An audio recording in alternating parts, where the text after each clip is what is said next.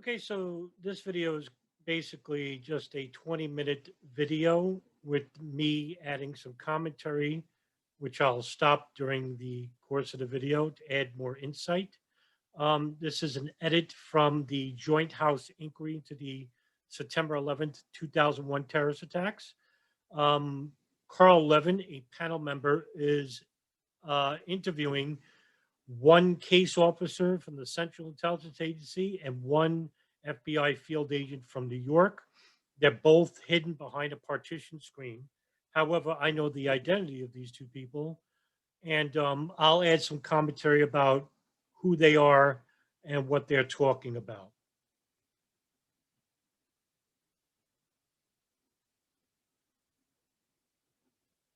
Chairman, thank you. I'm going to focus on the 18-month period starting in January of 2000. And I want to spend a few minutes describing the environment leading up to that date. Ms. Hill began her very, very thorough and very thoroughly discouraging presentation with the statement that the story begins in December 1999 with the intelligence community on heightened alert. And I prepared a chronology, which I'll share with all of the members, which, just to summarize, go back a few years before her beginning of the story. The chronology he's talking about, these are field reports from the intelligence community inside the United States, not global field reports. They could be added to this from to the CIA and the FBI, but generally these are just domestic field reports. In January of '96, when the CIA created a special unit to focus on bin Laden. That would be the Bin Laden Issue Station, codenamed Alex Station, created by David Cohn. In February of '98, when bin Laden issued a public fatwa author. 1998, bin Laden created a fatwa called the Jihad Against the Jews and the Crusaders, in which this was the second fatwa he'd done. The first one was in 1996, but in 1998, he called for the death of any Americans and Jews wherever you find them, and that included civilians. Rising and promoting attacks on U.S. civilians anywhere in the world. May 1998, in a press conference, when bin Laden says he's going to bring war to America. In June 1998, when the intelligence community obtains information from several sources that bin Laden is considering attacks in the U.S., including Washington and New York. August 1998, when the intelligence community obtains information that an unidentified group from the Middle East are going to fly an explosive-laden plane from a foreign country into the World Trade Center. September 1998, when the intelligence community obtains information that bin Laden's next operation could possibly involve flying an aircraft loaded with explosives into a U.S. airport. October 1998, when the intelligence community obtains information that Al-Qaeda was trying to establish an operative cell within the United States. The fall of 1998, when the intelligence community obtains information concerning a bin Laden plot involving aircraft in New York, Washington areas. And then in December 1998, when as we heard yesterday or the day before, when DCI Tenet provided some written guidance to presumably everybody in the CIA, declaring that the United States is at war with bin Laden and Al-Qaeda. That's December 1998, before the story begins. The spring of 1999, when the intelligence community obtains information about a planned Al-Qaeda attack on the United States government facility in Washington. August 1999, when the intelligence community obtains information that bin Laden has decided to target for assassination the Secretary of State and Secretary of Defense and the DCI. December 1999, when Ahmed Rassam is arrested as he attempts to enter the United States and the state of Washington from Canada. Okay, that was involving an operation called the Millennium Plot, which is a multi-tiered terrorist operation involving the bombing of Los Angeles International Airport, in which Ahmed Rassam was in charge of that. Luka Sakrai and Abu Musab al-Zarqawi, both from Jordan, were going to be involved with attacking the Radisson Hotel and Christian churches, and attacking Israeli borders using Jordanian terrorists. Now, Abu Musab al-Zarqawi was involved with a group called al-Jihad Tawhid al-Jihad, which later became the Islamic State in Iraq and later became the Islamic State in Levant. This was a ultra-Orthodox group that was formed by Abu Musab al-Zarqawi under the guidance of a notable Salafi theologian, Muhammad al-Makdisi. But the Millennium Plot was the instance where the intelligence community were worried that terrorism was coming into the United States. Well, that's not news because, as you can see by Lenin's field reports, go all the way back to 1996. And that's starting with the Bajenka plot. With chemicals and detonator material, his intended target is Los Angeles Airport. December 1999, when the DCI communication to CIA employees warns of mounting threat of Al-Qaeda attack to U.S. interests abroad and in the United States, urging them to do whatever is necessary to disrupt bin Laden's plans. That's the background. That's what happens when in December of 1999, the CIA gets information from its own sources that two men, the men we're following, Al-Midar and Hazmi, are coming to Malaysia. That is not rumors. That is confirmed. Okay, how they got this information was that the CIA had begun monitoring a home. They put a bug inside this house in Sana'a, Yemen, which was owned by Ahmed al-Hada, who was an associate of Osama bin Laden from the Soviet-Afghan war back in 1980. Ahmed al-Hada was known to bin Laden for many years, and this house became the Al-Qaeda communications hub. Now, in 1992, the NSA had begun wiretapping satellite phone owned by bin Laden, in which this number, and with bin Laden calling this house in Yemen over 100 times, the NSA got interested in knowing what number this was, and they found out that this was a house in Yemen. So the NSA had a bug from 1992 to 1998 on bin Laden's satellite phone, and they bugged the house in Yemen from 1996 to 2001. And there was a phone call that was listened to by the NSA that were mentioning a meeting in Malaysia. The person on the other line was known as Khalid. Now, his real name is Walid bin Atash, and he was speaking to Khalid, and that would be Khalid al-Midar, because Khalid al-Midar was married to Ahmed al-Hada's daughter, Hoda al-Hada, making him the son-in-law. By the CIA's own people. And then they come to Malaysia in January of 2000. And the CIA, we know, monitored the Al-Qaeda members there, including the two people at issue. They knew that these two people had, at least in one case, already had a visa to go to the United States. That information was not put into the... By the way, that visa, incidentally, was approved by Riyadh counselor Shania Steiger, who's the boss of J. Michael Springman. J. Michael Springman, I'm sure that many of you watching this video know that name. He was the U.S. Saudi embassy visa counselor who was in charge of, he was in charge of investigating the applications of those who want to come from the United States from the Arabian Peninsula. Incidentally enough, he suspended a lot of these applications because they couldn't answer the questions like where they were going, how much money they had, who they were seeing.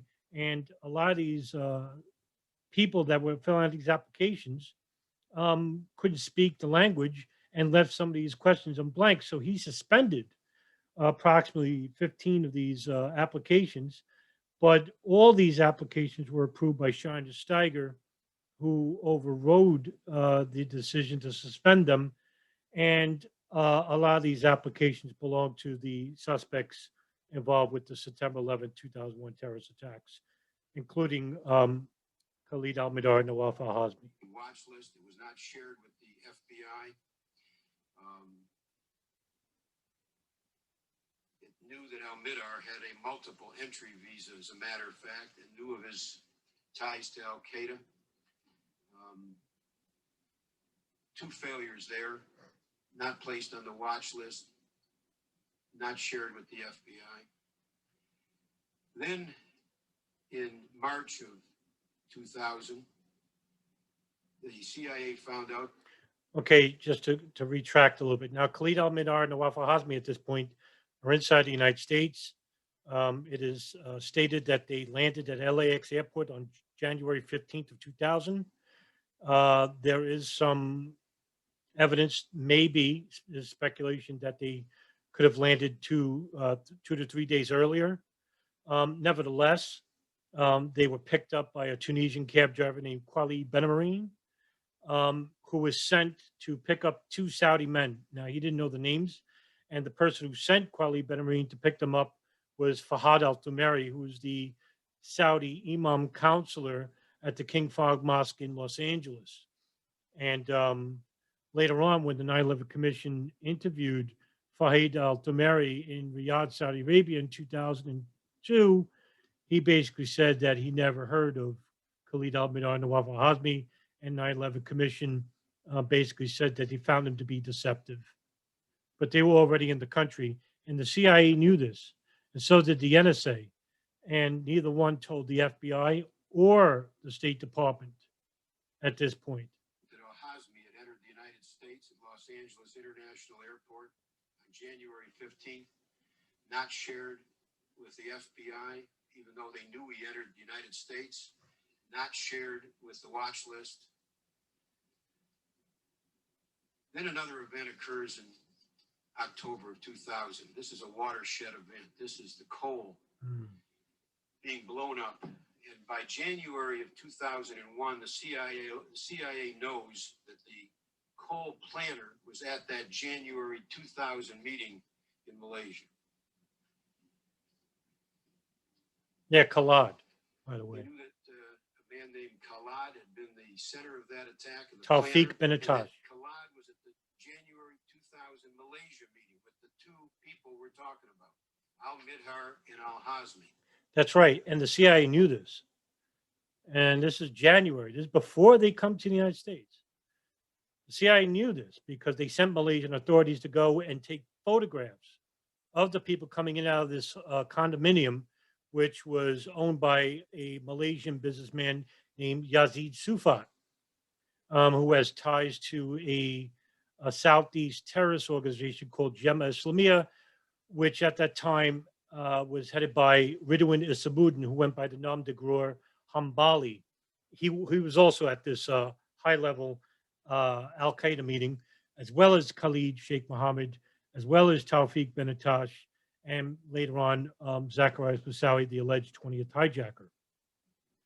CIA still did not place either individual on the watch list, still no notice of known visas, and I emphasize that, known visas to the FBI.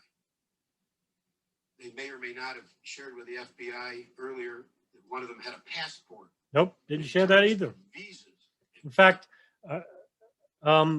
I interviewed Mark Rossini, who was one of the few FBI agents that was tasked to the Bin Laden issue station. I'll just say it's Alex Station, it's codenamed shorter. And Mark Rossini actually, it was his partner, Doug Miller, who was also FBI, who read the cable of Khalid al-Mihdhar, who had a dual entry visa, and he tried to warn FBI headquarters. However, he had to get the permission, because it was CIA information, to share that information with FBI headquarters in the United States. Now, the cable was read by Michelle Ann Casey, who is the head ticket of of monitoring or in charge of the operation of the Ahmed al-Hada Yemen hub.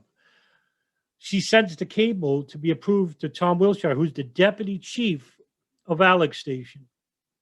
And he tells her to hold off from sending.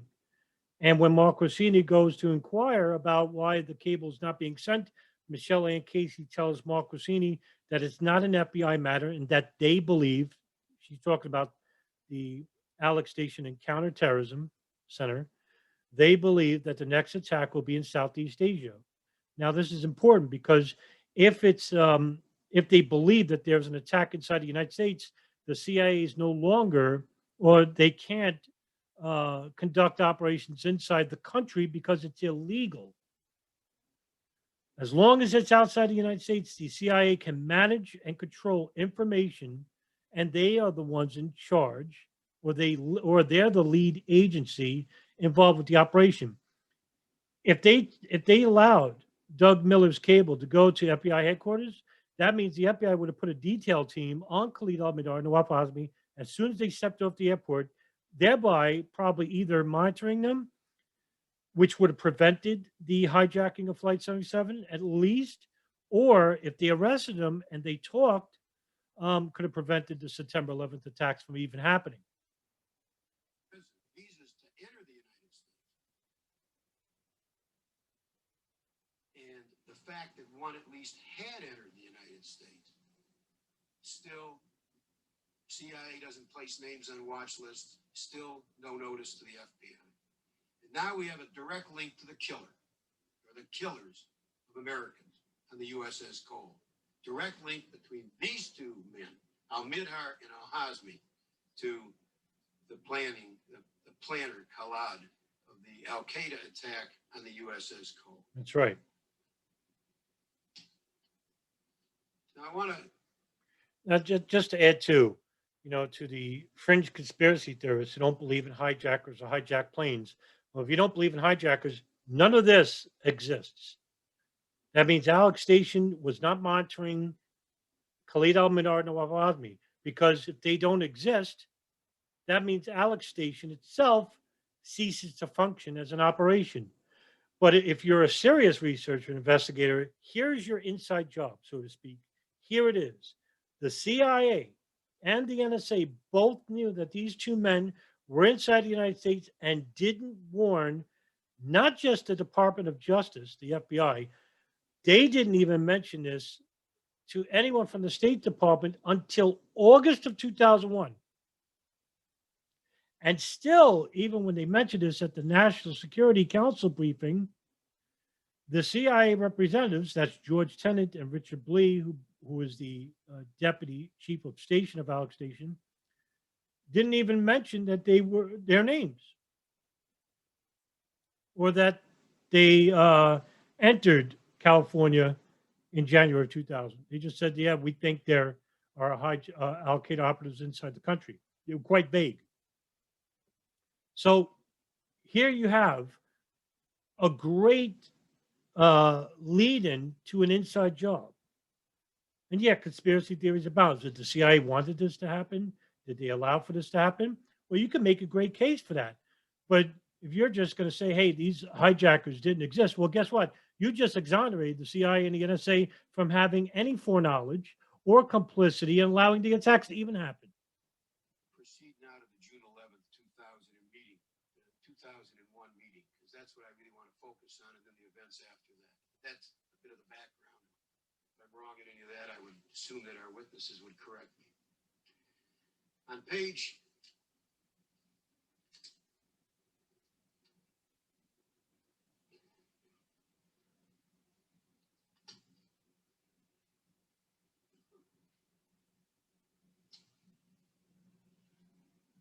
9 at the bottom of Ms. Hill's report,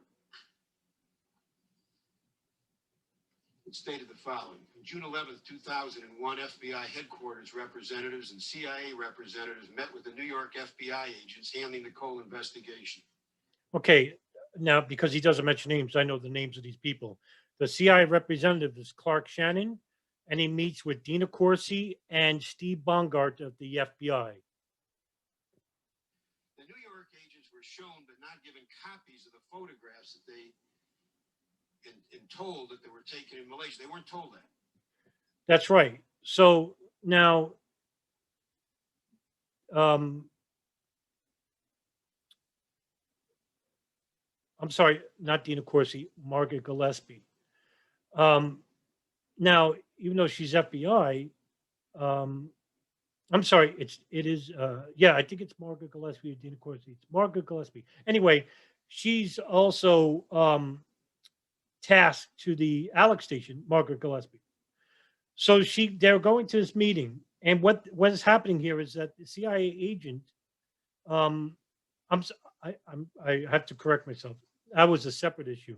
This issue, there's two FBI agents, Dina Corsi and Steve Bongardt. Now the CIA officer is Clark Shannon. Clark Shannon is actually showing these photographs without mentioning names. So in other words, what he's doing is what they call fishing to see what the FBI knew or whether they got information about anybody attending the meeting, because the NSA actually told the CIA and the FBI about this meeting in January of 2000 in the hopes of getting back human intelligence, because they're signals intelligence, and getting back human intelligence, including photographs of the people who they were listening to inside the Ahmed Al Hada home. So they want to put a face to the name that they already know. You understand? Because the NSA doesn't do human intelligence. They don't do the groundwork. That's the CIA and that's the FBI. But the FBI wasn't in Yemen. They were in New York. So remember, shit trickles down and not up. So meanwhile, the NSA were listening to the phone calls, incoming and receiving at the Yemen hub. The CIA can only get what's coming outside the house, right? So because they don't got a bug on the phone, they got a bug inside the house. So they could only listen to calls that were outgoing. And the NSA wouldn't share information about incoming calls. Now the FBI, they don't have a bug inside the Yemen hub, and they're not being giving any pertinent information from the NSA or the CIA. Still, information being withheld. This is after the call. Information withheld from the FBI. One of the New York agents recalled that Al-Midar's name was being mentioned. He also recalled asking for more information on why the people in the Steve photographs Bongardt were being followed. So we got an FBI now asking the CIA, why are you following these folks? He recalled asking for more information on why they were being followed and for access to that information. The New York agents were advised they could not be told why Al-Midhar and the others were being followed. Yeah, let me tell you why. It's because the CIA didn't want the FBI to monitor them. Now, of course, we could speculate and say, oh, maybe they didn't want the FBI to interfere with the operation because they knew about the plane's operation was going to happen, and it would benefit foreign policy analysts and certain leaders of certain countries in the Pentagon, right? However, right, that's speculation. We don't have hard evidence yet. But um, again, here's a great lead into holding people accountable. And I hate to be a broken record at this point. If there's no hijackers, who the hell are we blaming for 9/11, and who are we blaming for the agencies who allowed 9/11 to happen because they didn't share information or allowed these hijackers or allowed these operatives to conduct themselves inside the United States freely without anybody even knowing. So the CIA didn't want the FBI to know about Khalid al-Mihdhar and Nawaf al-Hazmi. This is truly unbelievable. Right. I've got to tell you, all, this is extraordinary. This has got nothing to do with information which can't cross a wall. This has to do with leads which are not shared with the FBI. Just simple leads. It's a criminal investigation. Information, which is so critical. Now, an FBI headquarters representative told us in her interview that the FBI was never given specific information until it was provided after September 11th, 2001. That's Dina Corsi. And here's where I want to pick up with our witnesses. The CIA analyst who attended the New York meeting acknowledged to Clark the Joint Shannon. Inquiry staff that he had seen the information regarding Al-Midar's U.S. visa and Al-Hazmi's travel to the U.S., but he stated that he would not share information outside of the CIA unless he had authority to do so and unless that was the purpose of the meeting. The authority that would have came from the deputy chief of station at that time was Richard Blee. Now, Michael Scheuer was the original deputy chief of station from 1996 to 99. And then George Tenet, the director of the CIA, implemented new management and kicked out Michael Scheuer, and Richard Blee ran Alex Station and implemented Cofer Black to head the Counterterrorism Center. Now, June 11th, New York. Now we got the FBI asking the CIA, would you tell us why you're following these two guys? And according to the CIA analyst, to our staff, that information was denied because no authority to do so, unless that's the purpose of the meeting. So I'll ask our CIA officer, as far as you know, is our staff report correct? I would, Okay, I'll let you listen to this, but I want you to know that the person speaking is Tom Wilshire, who is the deputy chief of Alex Station, the number 2 man under Richard Blee. the whole staff report. No. What I read, Could I just limit my comment to the June 11th meeting for right now? just on that. Okay. Is that correct, what I just read? I would, first of all, I would distinguish between one CIA officer saying, I don't feel comfortable with sharing this information with a particular FBI individual, from the entire corporate body of the CIA and its policy. The second thing I would say is that the CIA officer was Just there, ask you if this happened. not exactly that way. Bullcrap. It's bullshit. It did happen that way because Clark Shannon actually gave testimony to the 9/11 Commission about it happening that way. In fact, I did a previous video, which I shared on my YouTube, about George Tenet actually saying that case agent told the CIA one thing, but he told the commission staff another. And that's what Carl Levin said. He goes, is that what you're believing? Because he told us one thing and he told you another. And of course, Tom Wilshire is echoing the same sentiments as George Tenet, that that's not what happened that way. That's exactly what happened that way because Steve Bongardt, Dean, of course, he said it happened that way. What are they going to lie about? That's what happened. It was that way. That Clark Shannon, the CIA analyst, didn't tell Steve Bongardt, Dina Corsi, about who those people were in the photographs. And Clark Shannon said that he didn't get authorization. That authorization would either came from Tom Wilshire, and that authorization would have went to Richard Blee, because that's Tom Wilshire's boss. Tell us how it happened. I wasn't there, but what I will say is that when the CIA officer said, "I'm not going to give you, Mr. or FBI agent, this information," he was in the company of an FBI headquarters agent or analyst who had the information.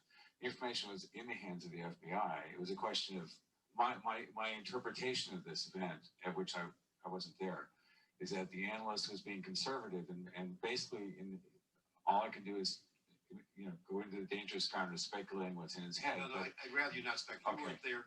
I wasn't there. Let me ask you. But this is important because he was there with FBI people, and this was not CIA withholding information from the FBI. You're lying, Tom Wilshire, straight up. Of course it is. And that started even long before that. That started in 2000 when they came inside the United States, Khalid al-Mihdhar and Nawaf Hazmi. And again, like I said, when Doug Miller tried to draft that cable to FBI headquarters about them coming to the United States, it was the CIA under you, and you were there, Tom Wilshire. And you wrote on the cable, please hold off per Wilshire. So yes, it's about the CIA withholding information from the FBI.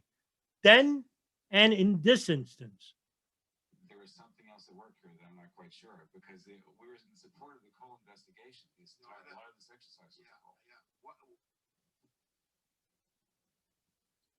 I just want to move to the FBI agent who I believe was there. Yes, sir. Okay, this FBI agent, this is Steve Bongardt. Before you begin, I just want to say something. You will never receive the public recognition that you deserve for what you try to do, for your emails, for your efforts to break down wall, real and imaginary, for your effort to break through bureaucracy. And if I have time, I want to ask you about what happened on 9/11. But in any event, I just want you to know that you deserve that recognition. And I'm sorry it can't be public recognition. Having said that and not knowing how you're going to answer the question, you were at this meeting. Yes, sir. First. Okay, a little bit about that. Steve Bongardt, this is for also the French conspiracy theorists who believe that everybody in the federal government would have been either involved at some point with 9/11. Well, here is proof. Steve Bongardt actually worked out of the New York Counterterrorism Center and was a dedicated agent, actually, for months prior to 9/11. He tried to warn his superiors and tried to pressure the CIA counterterrorism unit about sharing data with the FBI field office, even going as far as trying to inquire about forcing the CIA by going over their heads into emails with Richard Armitage and Donald Rumsfeld. But, that concern fell on deaf ears. And there's a lot of flatfoots from the Federal Bureau of Investigation who deserve credit. Robert Wright Jr. from Chicago, Mark Rossini, Doug Miller. These guys are heroes, man. They really did try to pressure the CIA to share information. And, they just, Harry Samet in Minnesota, Ken Williams in Phoenix. These guys had field reports concerning about operatives inside the United States flying at flight schools, and their superiors just basically either ignored the information or didn't share the information. But there were some good FBI agents out there. So I'd like to accept that, but on behalf of all the agents that And I knew that you I would work do with. that. I expected no less from you. You were at the meeting. Was there? Yes, sir. Was that accurate? The staff report. As best as I can recall, sir, I wouldn't be able to add anything to your comments. See? What I remember, it's exactly how it occurred. And Yeah. there's still And some- meanwhile, there's still some hold on. disagreement. Now, sitting next to him is Tom Wilshire, who basically is at this point calling Steve Bongardt a hypocrite, a liar. It didn't happen that way. He's sitting right next to him. That just goes to show you these case agents at the CIA. Liars, deceivers, by their own right. Agreement. However, my belief of how events happen to this day are that the analyst herself did not know all the information that the CIA had at that time. That's Dina Corsi. I know there are different versions of that, so I don't want to speculate about that. But my understanding of events today is that the analyst did not have access to that information either, because we had intelligence agents from the bureau that were in the room at the time, and the rest of us criminal agents, even though we were frustrated, could have walked out of the room and then received that information. Did someone at the meeting say you could not share information outside of the CIA unless you had authority to do so, and unless that was the purpose of the meeting? Do you remember that? Not those exact words, but I was told that he could not share that information with me and my agents at the time, and that information would be attempted to be passed in the following days, weeks, or months. You know whether it was passed in the succeeding days? No. In fact, I had several conversations with the analyst after that, because we would talk on other matters, and almost every time I would ask her, "What's the story with the Midhar information? When's it going to get passed? Do we have anything yet? When's it going to get passed?"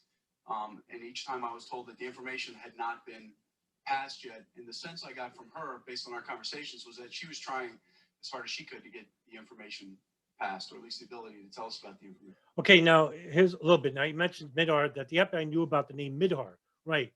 But they didn't have the photograph. And what here's the real killer. Clark Shannon, the CIA analyst, is showing them photographs, but he didn't mention the names. And in the photographs are Khalid, that's Wali bin Attash, and Khalid al-Midar, Nawaf al-Hazmi. And the photographs were taken at the Malaysia summit meeting by Malaysian authorities under order from the Central Intelligence Agency. Clark Shannon had the photographs, had it right there. Didn't tell them the names, didn't tell them who they were, because he was fishing to see what the FBI knew. So he can report back to the counterterrorism unit, to Alex Station, under Richard Blee, and tell them, most likely, the FBI still don't know. Mr. Rollins, do you know whether or not the FBI agents were told by the CIA officials at that meeting that they could not know why the CIA was following al-Midhar and the others that met in Malaysia? Do you know whether that information was passed at that time, and if not, why not? No, sir, I was not at the meeting. I have talked extensively to our analyst that was there, and as my colleague noted, she is of the position, and I know your staff has talked to her, that she in fact gave our New York agents everything that she had. She said that she did give. In other words, what was passed at that meeting. Well, according to our staff report, he stated he could not share information outside of the CIA, unless he had authority to do so. Do you know if that's accurate or not? No, sir, I don't know if that's accurate. Yeah, because he wasn't there. Okay, you're talking, when you said a she, that was an FBI analyst. You don't know what the CIA analyst said at that meeting. That's correct. Okay. Now we will move in, and I have to rely on the staff report as being accurate, that there was a denial of information at that time.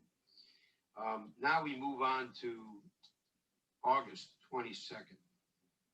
An FBI analyst assigned to the Counterterrorist Center there is now working, also assigned to the CTC, determined that al-Hazmi and al-Midhar had entered the U.S. in January 2000, and al-Midhar's June 2000 reentry visa allowed him to stay until August 22, 2001. And at that point, they were watch listed. Is that correct? As far as you know? Yes, sir, that's correct. That is when it happened. Oh, so, August of 2001, Khalid al-Midar and Nawaf al-Hazmi, who had links to the 1998 East Africa bombings, who had links to the USS Cole bombing, are finally put on a watch list, a terrorist watch list, August of 2001. Well, what good did that do? They're already inside the United States. In fact, they're in New York at this time, staying at the hotel, the Radisson Hotel. I think it's the Radisson. Yeah, I think it's the Radisson Hotel. No, I'm sorry. It's not the Radisson. Oh, man. Now I want to tell you because I have it stuck in my tongue. They were at the Hilton, I think. It's a New York hotel, big hotel too. And the FBI, meanwhile, they're finally told that there's two hijackers into the United States, Khalid al-Midar and Nawaf al-Hazmi. They just still don't have photographs at this point, but at least they got the names now. Weeks prior to the September 11th attacks. But they don't know what state they're in. They don't know where they are. And they have this one guy, and I forgot his name. He was rather new to the agency in New York. And he was given the task of trying to find a needle in the haystack, basically, at this point.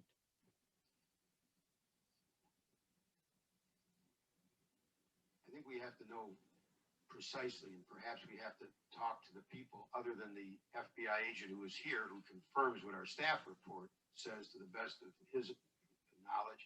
I think this is such an important question that if there's any difference on this from the staff report, we should hear from the CIA.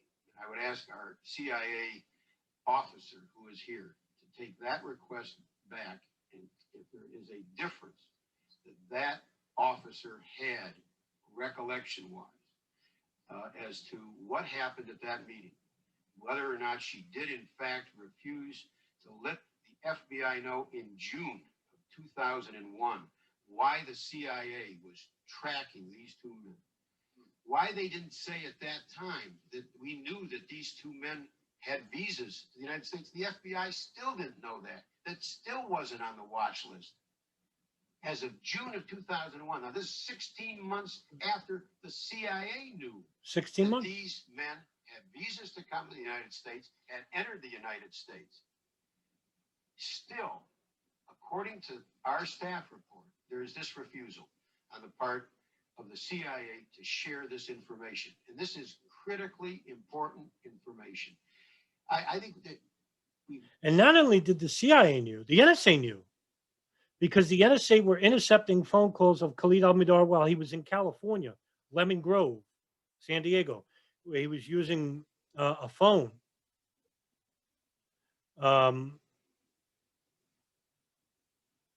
Living with an FBI informant at one time, whose name is Abdussadah Sheikh.